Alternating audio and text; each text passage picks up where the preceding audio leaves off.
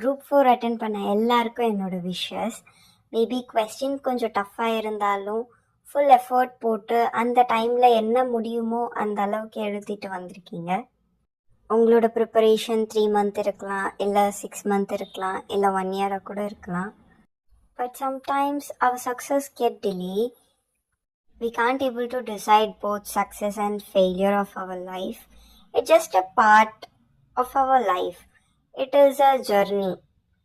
So that enjoy the journey. That's it. இதுக்கு மேலே உங்கள் ப்ரிப்பரேஷன் இன்னும் ஸ்ட்ராங் ஆக்கிக்கோங்க. சில பேர்லாம் குவிட் பண்ணுற ஐடியாலேயே வந்திருப்பீங்க. பட் இன்னும் கொஞ்சம் தான். ஆல்ரெடி 90% ஆஃப் அவர் ஜேர்னி நம்ம ஆல்ரெடி க்ராஸ் பண்ணிட்டோம். இன்னும் கொஞ்சம் தான். குவிட் பண்ணணுன்னு எண்ணம் வந்ததுன்னா ஜஸ்ட் இந்த ஜர்னி எதுக்கு ஸ்டார்ட் பண்ணிங்கன்ட்டு ஒரு வாட்டி ரீகால் பண்ணிக்கோங்க. கண்ணு முன்னாடி ஸ்கேம் நடக்குது, but already we choose the path. So that அதுக்கு மட்டும் ஃபுல் ஃபோக்கஸ்டாக எஃபர்ட் போடலாம்.